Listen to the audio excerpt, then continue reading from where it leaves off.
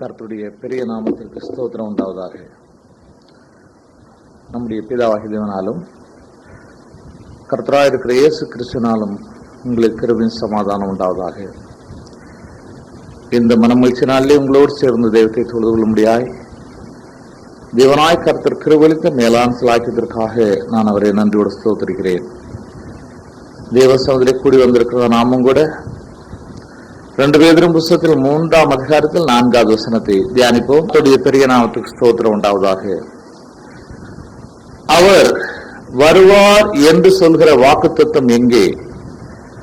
பிதாக்கள் நித்திரையடைந்த பின்பு சகலமும் சிருஷ்டிப்பின் தோற்றம் முதல் இருந்த வண்ணமாய் இருக்கிறதே என்று சொல்வார்கள் என்று இங்கே அப்போஸ்தலர் எழுதி வைத்திருக்கிறதாக பார்க்கிறோம். அதற்காக நாம் கர்த்தரை ஸ்தோத்திரிப்போமாக.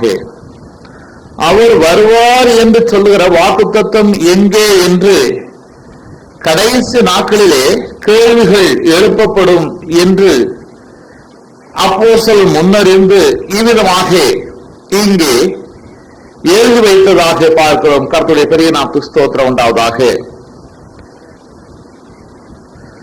முதலாவது நீங்கள் அறிய வேண்டியது என்னவெனில், கடைசி நாட்களில் பரியாசக்காரர் வந்து தங்கள் சுயேட்சையின்படியே நடந்து அவர் வருவார் என்று சொல்கிற வாக்குத்தத்தம் இங்கே பிதாக்கள் நித்திரையடைந்த பின்பு சகலமும் சிருஷ்டிப்பின் தோற்றம் முதல் இருந்த விதமாய் இருக்கிறது என்று சொல்வார்கள் என்று இங்கே எழுதியிருக்கிறது. கர்த்தருடைய பெரிய நாமத்துக்கு ஸ்தோத்திரம் உண்டாவதாக. கிறிஸ்தவருடைய முக்கியமான நம்பிக்கை கர்த்தருடைய வருகையாகும். தேவனுடைய பெரிய நாமத்துக்கு ஸ்தோத்திரம் உண்டாவதாக. இந்த நாட்களிலே உலகமெங்கும் சிதறியிருக்கிற கர்த்தருடைய நாமத்தை ஏற்றுக்கொண்ட தேவ ஜனங்களுடைய எதிர்பார்ப்பு நம்முடைய ஜீவ நாட்களிலே கர்த்தர் வருவார் என்பதாகும். நாமும் கூட அதிகமான எண்ணத்தோடு கூட தான் இந்த நாட்களிலே பிரயாசப்பட்டுக் கொண்டிருக்கிறோம். கர்த்தருடைய பெரிய நாமத்துக்கு ஸ்தோத்திரம் உண்டாவதாக. அப்போஸ்தலர்கள் திருவுளம் பற்றி ஏறத்தாழ 2000 ஆண்டுகள் முடிவடைய போகிறது. ஆதி சபை கர்த்தருடைய வருகையை எதிர்பார்த்திருந்தது. கர்த்தருடைய பெரிய நாமத்துக்கு ஸ்தோத்திரம் உண்டாவதாக. நம்முடைய அருமை மீட்பர் தான் வருவேன் என்று சொன்னார் என்று வேதத்திலே நாம் பார்க்கிறோம். யோவான் சுவிசேஷத்தை எடுத்து வாசித்தோமானால் 16ஆம் அதிகாரத்திலே 3வது வசனத்திலே அங்கே இவ்விதமாக கர்த்தர் சொன்னதாக வாசிக்கலாம். மறுபடியும் வந்து உங்களை என்னிடத்தில் சேர்த்துக் கொள்வேன் என்று இங்கே சொன்னதாக பார்க்கிறோம். கர்த்தருடைய பெரிய நாமத்துக்கு ஸ்தோத்திரம் உண்டாவதாக. நான் மறுபடியும் வந்து உங்களை என்னிடத்தில் சேர்த்துக் கொள்வேன் என்று கர்த்தர் சொன்னார். நான் மறுபடியும் வருவேன் என்று சொன்னார். தேவனுடைய பெரிய நாமத்துக்கு ஸ்தோத்திரம் உண்டாவதாக. கர்த்தர் சீசலோடு இருந்து அதிகாரப்படுத்தி ஒலிவ மலையிலே நிற்கும் பொழுது இவ்விதமாக அவர் வானத்திலே எடுத்துக் கொள்ளப்பட்டதாக பார்க்கிறோம். அப்படி எடுத்துக்கொள்ளப்பட்ட போது சீசர்கள் அன்னார்ந்து பார்த்துக் கொண்டிருக்கிறார்கள். அப்படி அன்னார்ந்து பார்த்துக் கொண்டிருந்து சீசனிடத்திலே தேவதூதர்கள் விதமாக சொன்னதாக நாம் அப்போஸ்தலர்களின் புத்தகத்திலே 1ஆம் அதிகாரத்திலே 11வது வசனத்திலே வாசிக்கிறோம். அப்படியே மறுபடியும் வருவார் என்றார்கள் என்று அங்கே சொன்னதாக பார்க்கிறோம். சீசர் மத்தியிலே தேவதூதர்கள் தோன்றி அதிகமாக சொன்னார்கள். தேவனுடைய பெரிய நாமத்துக்கு ஸ்தோத்திரம் உண்டாவதாக. ஆவியானவர் அந்த காரியங்களை பின்னாட்களிலே உறுதிப்படுத்தினார், வெளிப்படுத்தினார். ஆனபடியினால் தான் சபைக்கு நிருபங்கள் எழுதும் போது தேவனுடைய பெரிய நாமத்துக்கு ஸ்தோத்திரம் உண்டாவதாக அப்போஸ்தலர் பவுல் கூட விதமாக எழுதினதாக பார்க்கிறோம். கர்த்தருடைய வார்த்தையை முன்னிட்டு நாங்கள் உங்களுக்கு சொல்லுகிறதாவது கர்த்தருடைய வருகை மட்டும் உயிரோடு இருக்குமாம் என்று அங்கே ஈவிதமாக சொன்னதாக நாம் 1 தெசலோனிக்கேயர் புத்தகத்திலே 4ஆம் அதிகாரத்திலே 15வது வசனத்திலே வாசிக்கலாம். கர்த்தருடைய வார்த்தையை முன்னிட்டு நான் உங்களுக்கு சொல்லுகிறதாவது கர்த்தருடைய வருகை மட்டும் உயிரோடு இருக்குமாம் என்று அங்கே ஆனபடினாலே எல்லாருடைய எதிர்பார்ப்பும் ஆதிசபையோட எதிர்பார்ப்பு கர்த்தருடைய வருகையாக இருந்தது.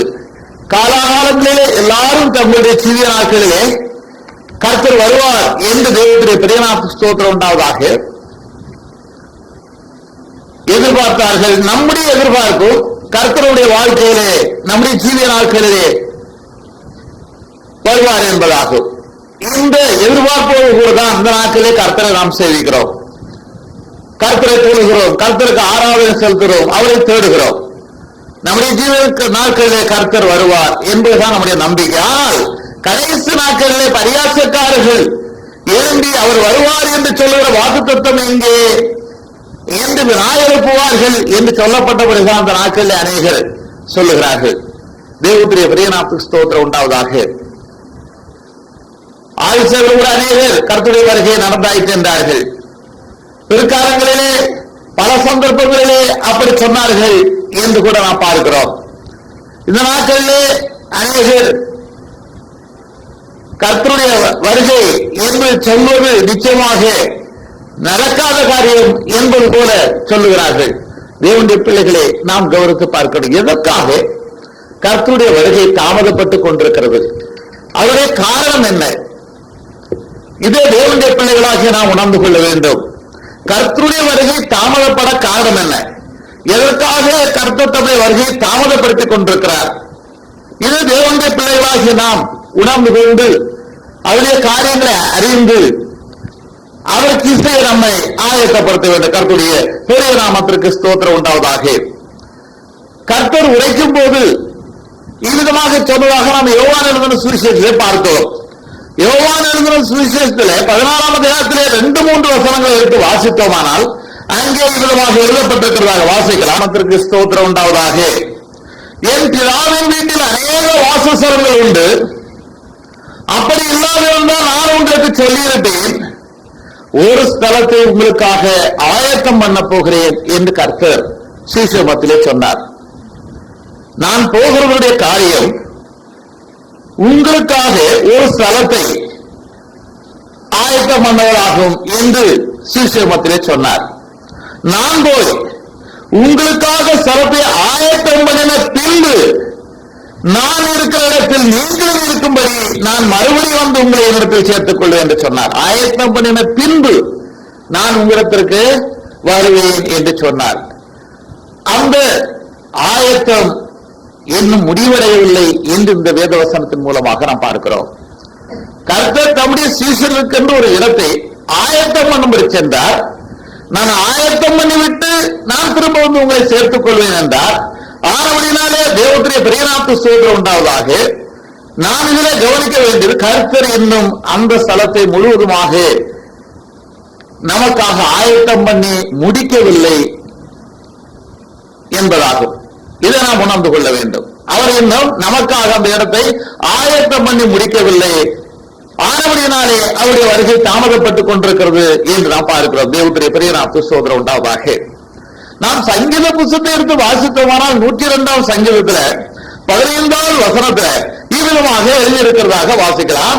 சீயோனை கட்டி தமது மகிமையிலே வெளிப்படுவார் என்று அங்கே எழுதியிருக்கிறது. தேவனுடைய பெரியநாமத்து ஸ்தோத்திரம் உண்டாவதாக. தேவ பிள்ளைகளுக்கு தேவன் ஆயத்தப்படுத்துகிற இடம் அதுவாக இருக்கிறது. அதை அவர் கட்டுகிறார். என்னுடைய பிதாவின் வீட்டிலே அநேக வாசஸ்தலங்கள் உண்டு, அப்படி இல்லாததுதான் நான் உங்களுக்கு சொல்லியிருப்பேன், உங்களுக்கு ஒரு ஸ்தலத்தை ஆயத்தம் பண்ண போகிறேன் என்றார்.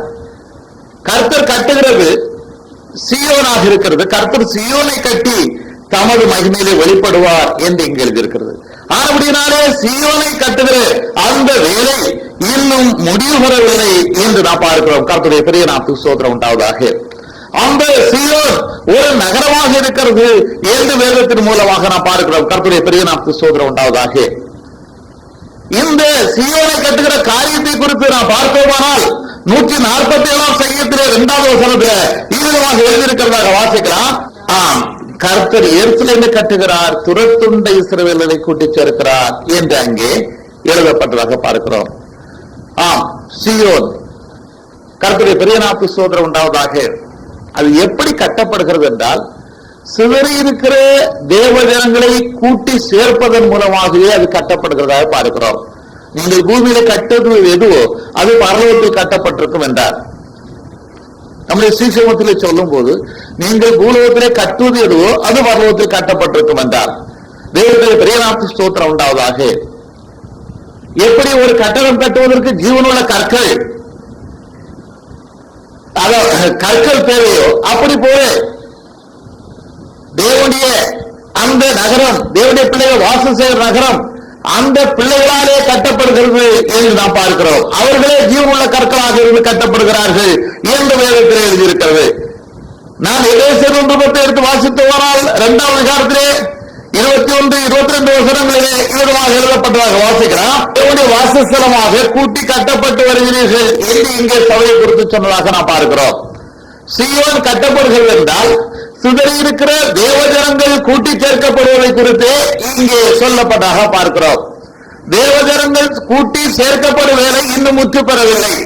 அந்த வேலை முற்று பெற்றால் தான் கர்த்தருடைய வருகை இருக்கும். தேவனுடைய பெரிய நாமத்து ஸ்தோத்திரம் உண்டாவதாக. இதை தேவனுடைய பிள்ளைகளாகி நாம் வந்து கொள்ள வேண்டும். கர்த்தர் சீயோனை கட்டி தமது மகிமையிலே வெளிப்படுவார். அங்கே ஒரு கட்டடம் அல்ல, சிதறி இருக்கிற தேவனுடைய பிள்ளைகள் கூட்டி சேர்க்கப்படுகிற காரியத்தை குறித்து இவ்விதமாக கர்த்தர் சொன்னதாக பார்க்கிறோம். ஆனபடியினாலே தேவனுடைய பிள்ளைகளாக நாம் கவனிக்க வேண்டியது, இன்னும் தேவன் முன்குறித்த தேவனுடைய பிள்ளைகள் தீர்மானத்தின்படி தீர்மானிக்கப்பட்ட தேவனுடைய பிள்ளைகள் கூட்டி சேர்க்கப்படவில்லை. ஆனபடியினால் தான் கர்த்தருடைய வருகை தாமதப்பட்டுக் கொண்டிருக்கிறது. ஆதிசதியார் யூதர்கள் மாத்திரமே தேவனுடைய பிள்ளைகள் என்று எண்ணிக்கொண்டிருந்தார்கள். தேவனுடைய பெரிய நாமத்து ஸ்தோத்திரம் உண்டாக. கூடுதலாக யூதர்கள் அமிதமாக எண்ணினார்கள். ஆனாலும் கர்த்தர் அப்போஸ்தலனாகிய பவுலுக்கு தரிசனமாகி பிரஜாதிகளும் அந்த வாக்கு தத்தத்துக்கு உடன் சுதந்திரராக இருக்கிறார்கள் என்று வெளிப்படுத்தி தேவனுடைய பெரிய நாமத்து ஸ்தோத்திரம் உண்டாவதாக. அவர்களும் அந்த மாளிகைக்கு ஜீவன கற்களாக இருக்கிறார்கள் என்ற ரகசியத்தை வெளிப்படுத்தினார். தேவனுடைய பெரிய நாமத்து ஸ்தோத்திரம் உண்டாக. இதைத்தான் நாம் எபேசியர் 3ஆம் அதிகாரத்திலே 3-5 வசனங்களிலே வாசிக்கிறோம். ரகசியத்தை அவர் எனக்கு வெளிப்படுத்தி அறிவித்தார் என்று அங்கே சொல்லுகிறார். பிரஜாதிகளும் தேவனுடைய பெரிய நாமத்து ஸ்தோத்திரம் உண்டாவதாக இந்த மாளிகைக்கு ஜீவனுள்ள கற்களாக இருக்கிறார்கள் என்ற காரியம் அப்போஸ்தலனாகிய பவுலுக்கு வெளிப்படுத்தப்பட்டது. 6வது வசனத்தை கூட வாசிக்கலாம். இந்த ரகசியம் இப்பொழுது அவருடைய பரிசுத்த அப்போஸ்தலருக்கும் தீர்க்கதரிசிகளுக்கும் ஆவியானவராலே வெளிப்படுத்தப்பட்டிருக்கிறது போல முற்காலங்களில் மனுபுத்திரருக்கு அறிவிக்கப்படவில்லை. தேவனுடைய பிள்ளைகளே, இப்பொழுது தேவனுடைய பெரிய நாமத்து ஸ்தோத்திரம் உண்டாவதாக. பிரஜாதிகளுடைய நிறைவு உண்டாயிருக்க வேண்டும். ஆனபடியினால் தான் ரோமருக்கு எழுதும் போது இவ்விதமாக 11ஆம் அதிகாரத்திலே 25வது வசனத்திலே அப்போஸ்தலர் எழுதினார். பிரஜாதியாருடைய நிறைவு, பிரஜாதியிலே முன்குறிக்கப்பட்ட தேவனுடைய பிள்ளைகள் எல்லாரும் கூட்டி சேர்க்கப்பட வேண்டும். பிரஜாதியாருடைய நிறைவு உண்டாயிருக்க வேண்டும். தேவனுடைய பெரிய நாமத்து ஸ்தோத்திரம் உண்டாகும். பிரஜாதிகளிலே தேவன் முன்குறித்த யாவரும் கூட்டி சேர்க்கப்பட வேண்டும். அப்படி கூட்டி சேர்க்கப்படாதவரை கர்த்தருடைய வருகை இருக்காது. கர்த்தருடைய பெரிய நாமத்து ஸ்தோத்திரம் உண்டா. தொடர்ந்து அந்த வசனத்தை வாசிக்கலாம். பிரகாரம் இஸ்ரவேல் எல்லாம் ரட்சிக்கப்படுவார்கள் என்று அங்கே எழுதியிருக்கிறதாக பார்க்கிறோம். கர்த்தருடைய பெரிய நாமத்து ஸ்தோத்திரம் உண்டாவதாக. யூதர்களிலிருந்து மாத்திரமல்ல, பிரஜாதிகளிலிருந்தும் தேவனுடைய பிள்ளைகள் மீட்கப்பட வேண்டும் என்பது தேவனுடைய சித்தம். இப்பொழுது பிரஜாதிகளுடைய காலமாக இருக்கிறது.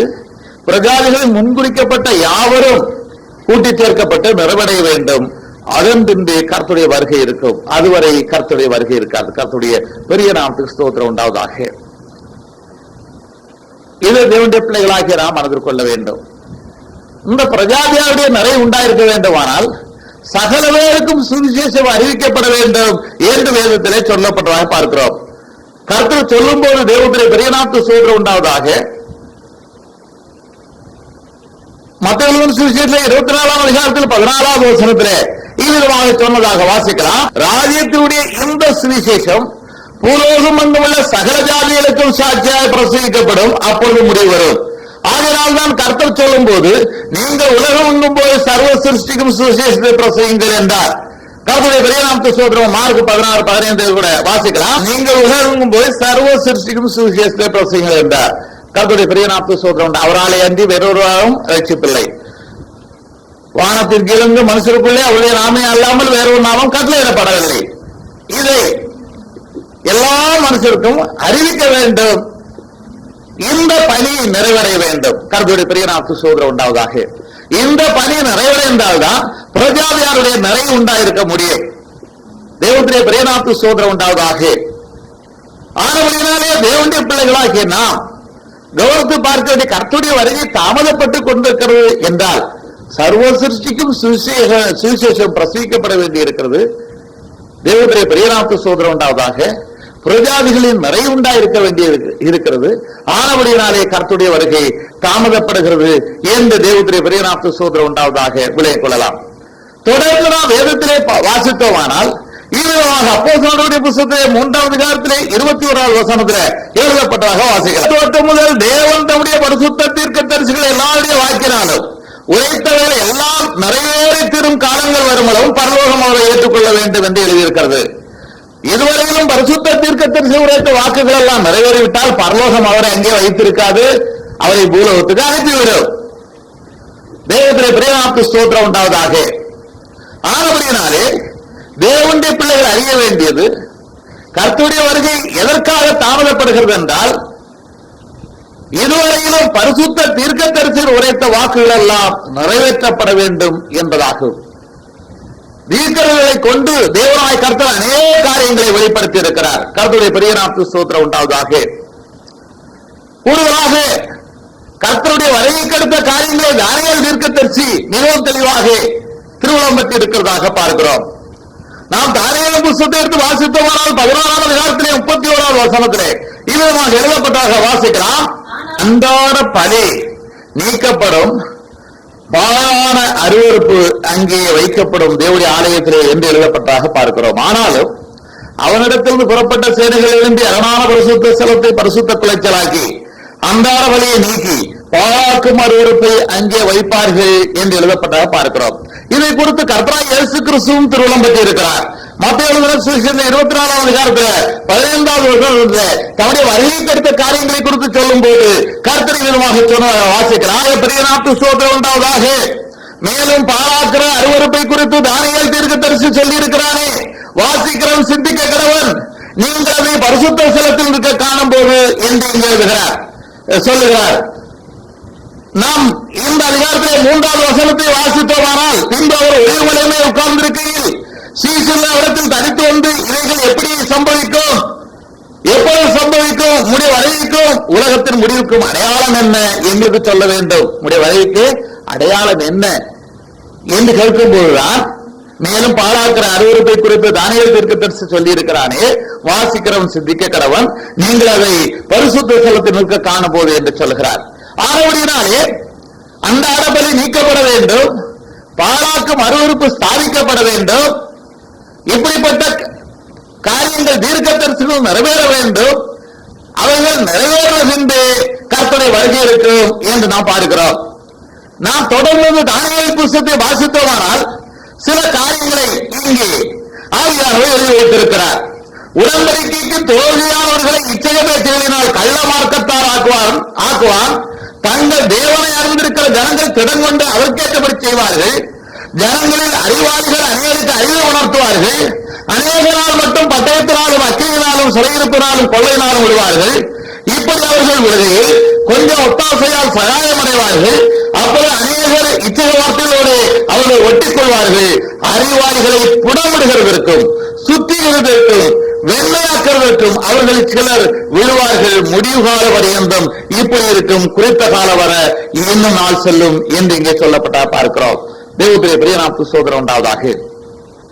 தேவனுடைய பிள்ளைகளை இந்த காரியங்கள் எல்லாம் நிறைவேற வேண்டும். அறிவாளிகளை புடம்புகிறதற்கும் சுத்திகிறதற்கும் வெண்மையாக்குறதற்கும் தேவன் தம்முடையவர்கள் இன்னார் என்று அறிவார், அவர்களை புடமிடுகிறார்.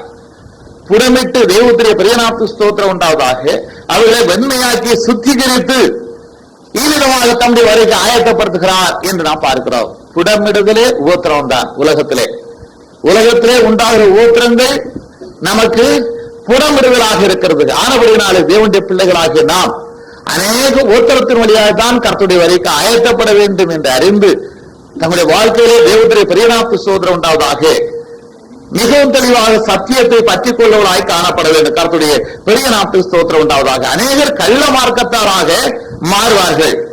ஆனால் தங்கள் தேவனை அறிந்திருக்கிற ஜனங்கள் திடம் கொண்டு அதற்கேற்றபடி செய்வார்கள் என்று நாம் பார்க்கிறோம்.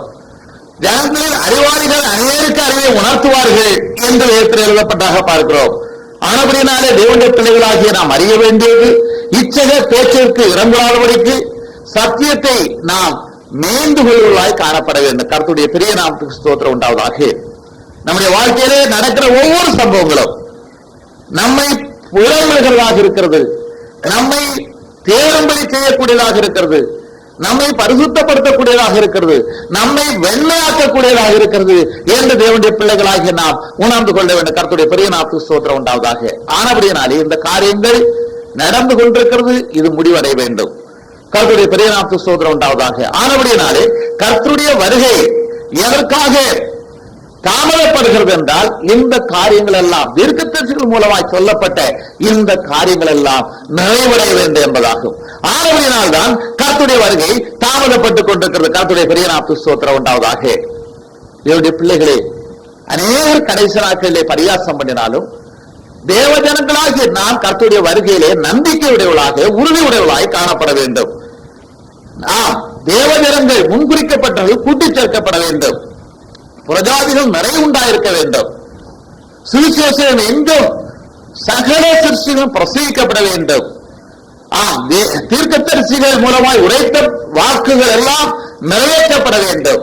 அவைகள் நிறைவேறின பிறகுதான் கர்த்தருடைய வருகை இருக்கும் என்று வேதம் சொல்கிறது. அது மாத்திரமல்ல, என்ன அப்போஸ்தலன் தெசலோனிக்கேயருக்கு எழுதும்போது தேவனுடைய பெரிய நாமத்துக்கு ஸ்தோத்திரம் உண்டாவதாக ஒரு காரியத்தை குறித்து எழுதுவதாக நாம் 2 தெசலோனிக்கேயர் புத்தகத்திலே 2ஆம் அதிகாரத்திலே 1 முதல் 3 வசனங்களிலே வாசிக்கலாம். தெசலோனிக்கேயருக்கு அப்போஸ்தலனாகிய பவுல் எழுதுகிறார், அன்றைய சகோதரரே, நம்முடைய கர்த்தராகிய இயேசு கிறிஸ்து வருகையும் நாம் அவரிடத்தில் சேர்க்கப்படுவதையும் குறித்து நான் உங்களை வேண்டிக் கொள்ளுகிறது என்னவென்றால், கர்த்தர் வருவார், அப்பொழுது நாம் அவரோடு சேர்த்துக் கொள்ளப்படுவோம். நாமும் கூட கர்த்தருடைய வருகை நாட்களை எதிர்பார்த்துக் கொண்டிருக்கிறோம், அந்த தெசலோனிக்கேயர் சபையை போல. ஆனால் இங்கே அந்த சபைக்கு அப்போஸ்தலர் ஆலோசனை என்னவென்றால், ஒரு ஆவியினாலாவது வார்த்தையினாலாவது எதிர்த்து வந்ததாய் தோன்றுகிற ஒரு 24வது கிறிஸ்துடைய நாள் சமயமாயிருக்கிறது சொல்லப்பட்ட உடனே சஞ்சலப்படாமல் கலங்காமல் இருங்கள்.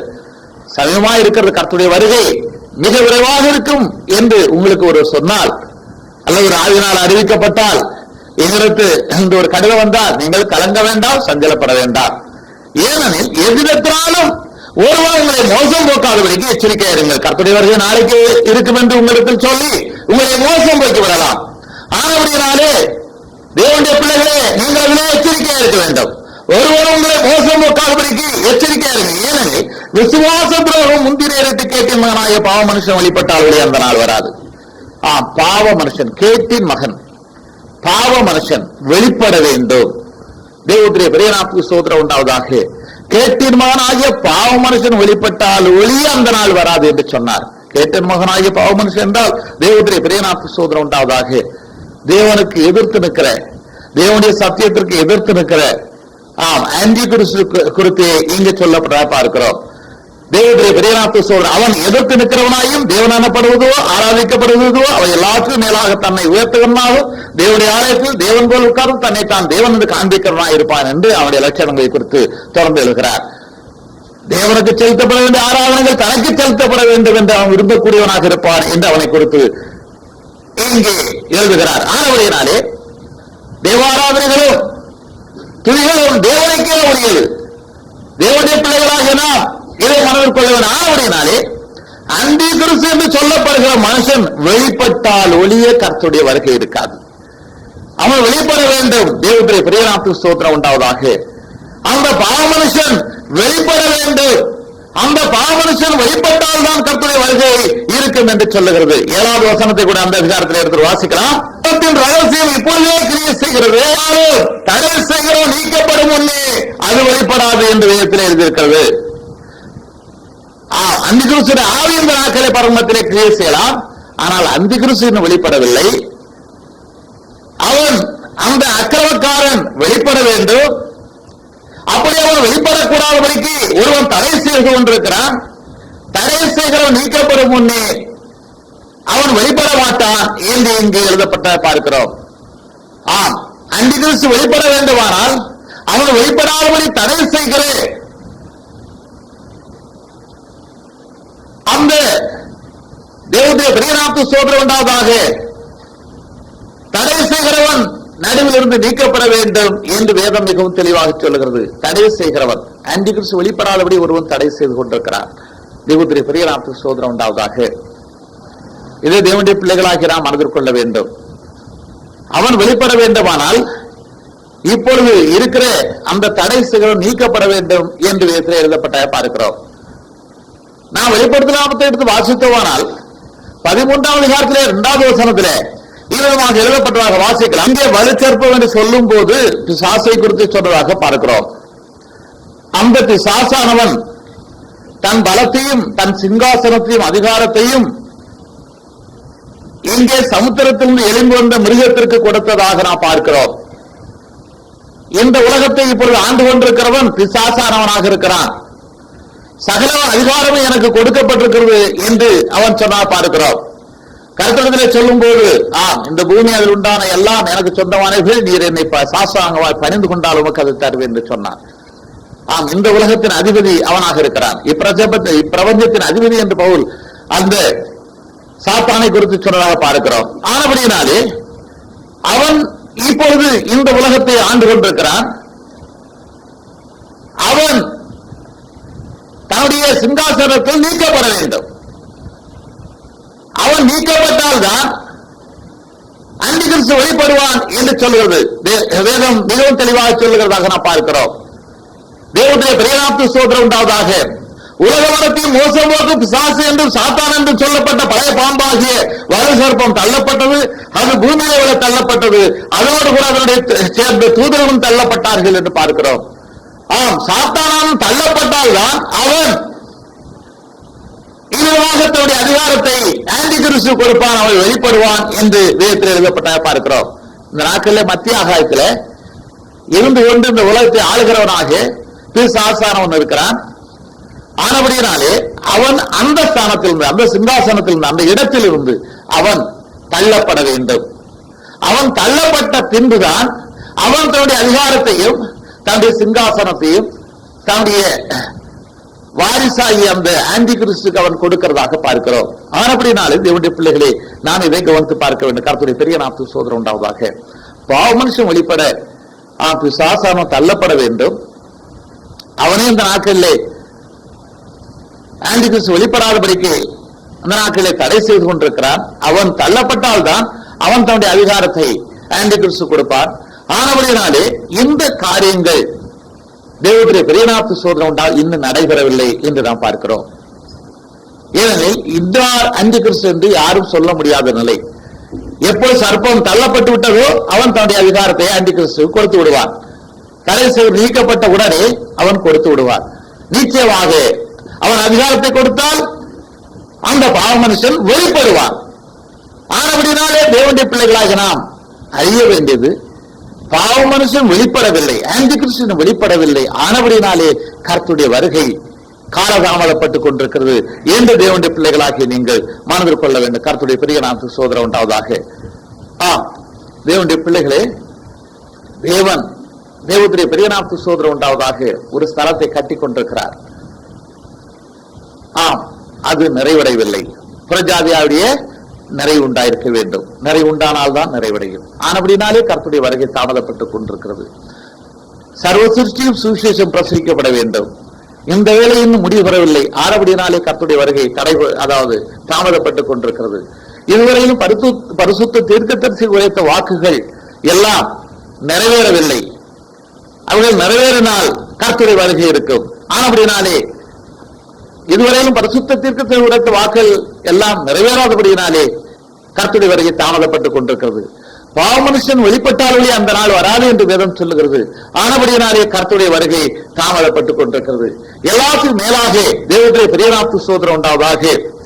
நாம் பிரசங்க வாக்கியத்தை எடுத்த அந்த அதிகாரத்திலே 9வது வசனத்திலே சொல்லப்பட்ட ஒரு காரியத்தினாலே கர்த்தருடைய வருகை தாமதப்பட்டுக் கொண்டிருக்கிறது என்று நாம் விளங்கிக் கொள்ளலாம். தாமதிக்கிறார் என்று சிலர் எண்ணுகிறபடி கர்த்தர் தமது வாக்கு தத்தத்தை குறித்து தாமதமாக இராமல் ஒருவரும் கெட்டு போகாமல் எல்லாரும் மனம் திரும்ப வேண்டும் என்று விரும்பி நம்மேல் நீடிய பொறுமை உள்ளவராயிருக்கிறார். அதாவது தம்முடைய வருகையை தாமதப்படுத்திக் கொண்டிருக்கிறார். நம்மீது நீடிய பொறுமை. நம்ம நாம் இந்த நாட்களில் ஆராய்ந்து பார்க்க வேண்டும். நாம் எப்படிப்பட்ட நிலையிலே இருக்கிறோம் என்று நாம் சிந்தித்து பார்க்க வேண்டும். நாம் தேவனுடைய பிரியநாமத்துக்கு ஸ்தோத்திரம் உண்டாவதாக கெட்டு போகாமல் மனம் திரும்ப வேண்டும் என்று தேவன் விரும்புகிறார். கர்த்தருடைய பிரியநாமத்துக்கு ஸ்தோத்திரம் உண்டாவதாக. நான் தான் மனம் திரும்பி விட்டேனே, கர்த்தரை விசுவாசிக்கிறேனே என்று நாம் எண்ணலாம். அப்படி அல்ல. இங்கு எழுதப்படுகிற காரியங்கள் தேவஜனங்களுக்கே எழுதப்படுகிறதா பார்க்கிறோம். கர்த்தருடைய பெரிய நாமத்துக்கு ஸ்தோத்திரம் உண்டாவதாக. நம்மே நீடிய உரிமைகளோராயிருக்க தாமதிக்கிறார் என்று சிலர் எண்ணுகிறபடி கர்த்தர் தமது வாக்குத்தத்தத்தை குறித்து தாமதமாயிராமல் ஒருவரும் கெட்டு போகாமல் எல்லாரும் மனம் திரும்ப வேண்டும் என்று விரும்பி நம்மே நீடிய பொறுமையுள்ளவராக இருக்கிறார் என்று இங்கே இருக்கிறதா பார்க்கிறோம். தேவனுடைய பிள்ளைகளே, நாம் மனம் திரும்ப வேண்டிய இந்த கடைசி நாட்களிலே நாம் இருக்கிறோம். கர்த்தருடைய வருகை நம்முடைய குறைச்சலினால் தடைபட்டுக் கொண்டிருக்கிறது என்று நாம் வெளியரங்கமாக ஒத்துக்கொள்ள வேண்டும். தேவனுடைய பிரியநாமத்துக்கு ஸ்தோத்திரம் உண்டாவதாக. நம்மேல் நீடிய பொறுமை உள்ளவராக இருக்கிறபடினால்தான் தேவன் நம்மேல் இரக்கம் கொண்டு தம்முடைய வருகையை தாமதப்படுத்திக் கொண்டிருக்கிறார். இந்த நாட்களிலாவது நாம் மனம் திரும்ப வேண்டும் என்று தேவனாய் கர்த்தர் விரும்புகிறார். ஆனபடினாலே நம்முடைய குற்றங்கள், குறைகள், மீறுகளை நாம் உணர வேண்டும்.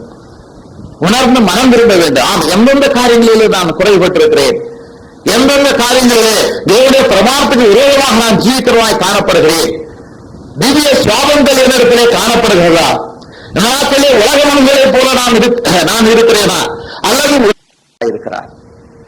நம்மேல் கொண்ட இரக்கத்தின் நிமித்தமாக கர்த்தர் நீடிய பொறுமை உள்ளவராயிருக்கிறார். ஆனபடினாலே தேவன் கொடுத்து இந்த கிருபையின் காலத்திலே நாம் நம்மை தற்பரிசனை செய்து பார்க்க வேண்டும். தேவனுடைய பிரியநாமத்துக்கு ஸ்தோத்திரம் உண்டாவதாக. நான் அடிக்கடி உங்கள் மத்தியிலே சொல்லுகிற ஒரு காரியங்கள் உண்டு.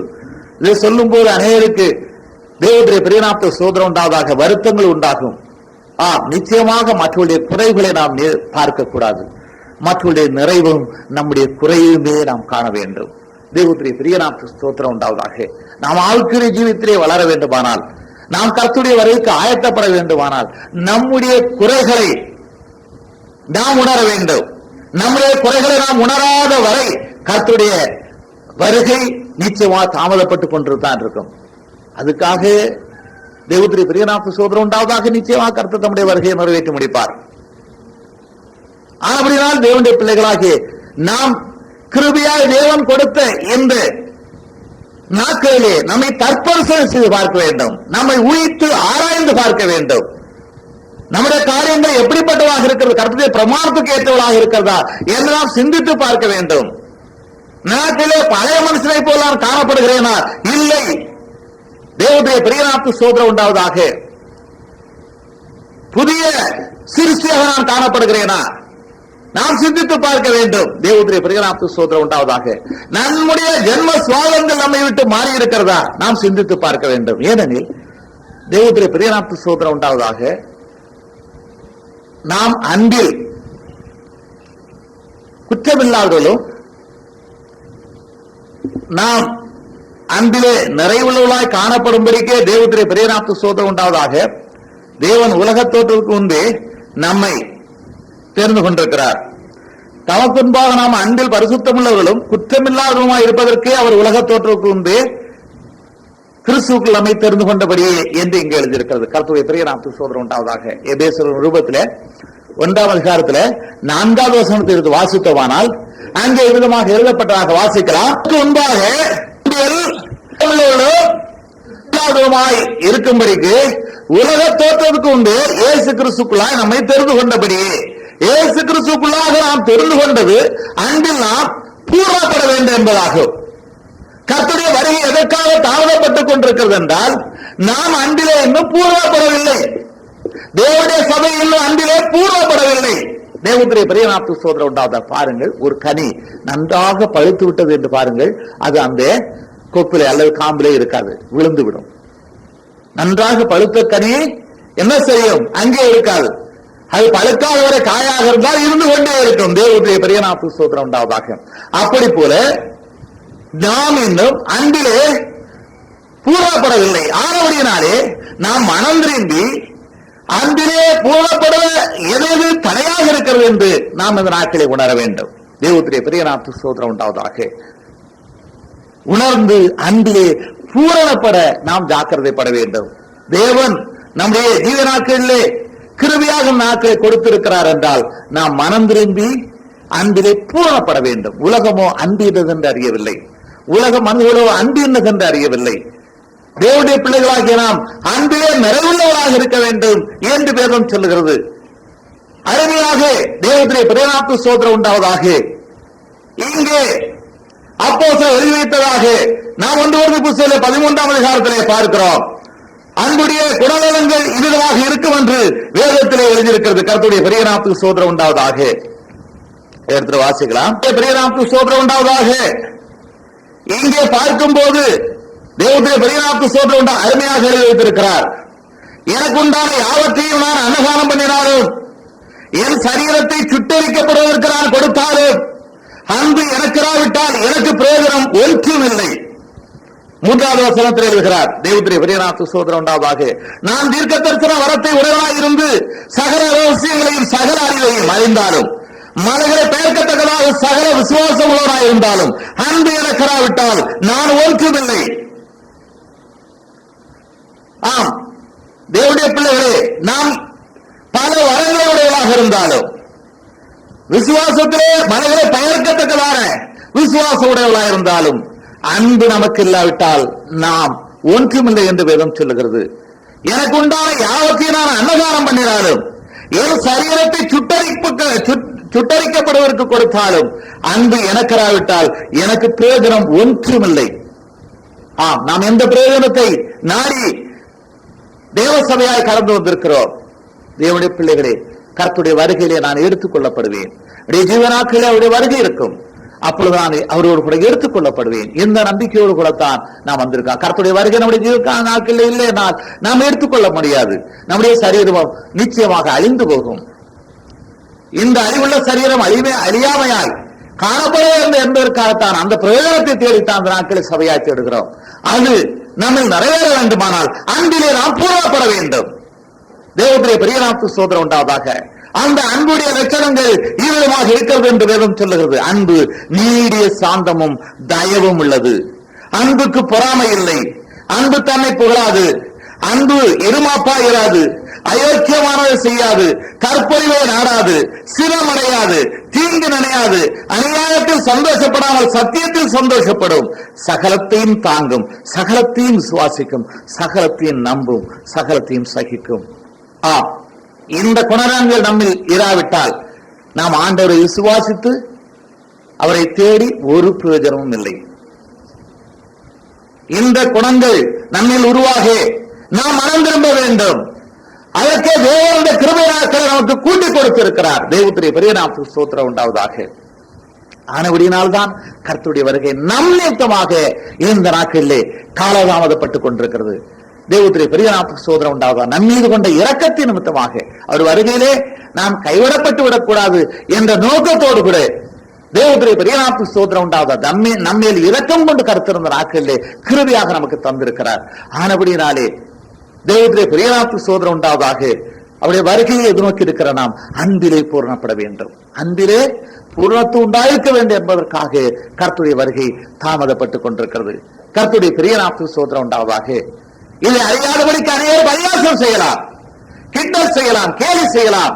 அவர் சொன்ன வாக்குத்தத்தம் எங்கே என்று ஈரமாக எள்ளி நகையாடலாம். தேவனுடைய பிள்ளைகளே, இதை நாம் உணர்ந்து எதற்காக கர்த்தருடைய வருகை தாமதப்பட்டுக் கொண்டிருக்கிறது என்று அறிந்து அவருடைய வருகை நம்முடைய ஜீவனக்கால நாட்களிலே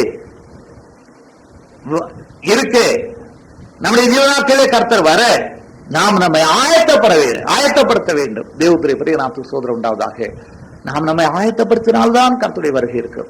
நாம் வெறுமனே இருந்திருந்தால் நிச்சயமாக நமக்கு அவருடைய வருகை இருக்காது. ஒருவேளை அதுக்கு ஆயத்தம் உள்ளவர்களுக்கு இருக்கலாம். யார் ஆயத்தப்படலாலோ அவர்களுக்கு இருக்கும், யார் ஆயத்தப்படவில்லையோ அவர்களுக்கு இருக்காது. ஆனபடினாலே இதை தேவனுடைய பிள்ளைகள் உணர்ந்து கொள்ள வேண்டும். கர்த்தருடைய பெரிய நாமத்துக்கு சோதரம் உண்டாவதாக.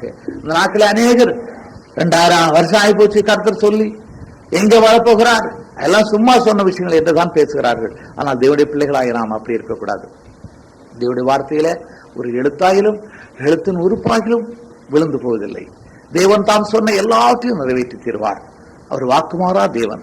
ஆனபடினாலே இதை மனதில் கொண்டு கர்த்தருடைய வருகையை தாமதப்படுகிற காரணங்களை உணர்ந்து கூடுதலாக கடைசியிலே சொல்லப்பட்டபடி நாம் தேவத்துடைய பெரிய நாமத்துக்கு சோதரம் உண்டாவதாக. எல்லாரும் மனம் திரும்ப வேண்டும் என்று கர்த்தர் நீடிய பொறுமை உள்ளவராக இருக்கிறார். ஆனபடினாலே எந்தெந்த காரியங்களெல்லாம் மனம் திரும்ப வேண்டும், எந்தெந்த காரியங்களிலே நம்மத்திலே குறைவு காணப்படுகிறது என்பதை தேவனுடைய பெரிய நாமத்துக்கு சோதரம் உண்டாவதாக நாம் சிந்தித்து பார்க்க வேண்டும். நாம் சாந்தமுடையவளாய் காணப்படுகிறோமா? நாம் தயவுடையவளாய் காணப்படுகிறோமா? நாம் பொறுமை உடையவளாய் காணப்படுகிறோமா? நாம் எண்ணி பார்க்க வேண்டும். என்னிடத்திலே இருமாப்பு இருக்கிறதா? என்னிடத்திலே தற்பொழிவு இருக்கிறதா? என்னிடத்திலே சினமடைவு இருக்கிறதா? நான் சகலத்தையும் தாங்கக்கூடியவனாக, சகிக்கக்கூடியவனாக, சகலத்தையும் நம்பக்கூடியவனாக இருக்கிறேனா? நாம் சிந்தித்து பார்க்க வேண்டும். தேவத்துடைய பிரிய நாமத்துக்கு சோதரம் உண்டாவதாக. இப்படி சிந்தித்து மனம் திரும்பி கர்த்தருடைய வருகைக்கு நாம் எல்லாரும் ஆயத்தப்படுவோம். நிச்சயமாக கர்த்தருடைய வருகை தேவத்துடைய பெரிய நாமத்துக்கு சோதரம் உண்டா நம்முடைய ஜீவ நாட்களில் இருக்கும். இது மாறாதது. இந்த காரியங்களை நாட்களிலே கர்த்தர் வெளிப்படுத்திக் கொண்டிருக்கிறார். ஆனபடினாலே தேவனுடைய பிள்ளைகளே, அவருடைய வருகைக்கு நாம் வைக்கப்பட்டு போகாதபடிக்கு அவருடைய வருகையிலே நாம் அவரோடு சேர்த்துக் கொள்ளப்படத்தக்கதாக தேவத்திலே ஆயத்தப்படுவோமாக. இந்த வார்த்தையில நாட்களை பகிர்ந்து கொள்ள தேவனாய் கர்த்தர் கிருபைத்திருக்கார். நன்றி சொல்லி அவருடைய நாமத்தினால் இந்த வார்த்தையில் முடிக்கிறேன். Amen.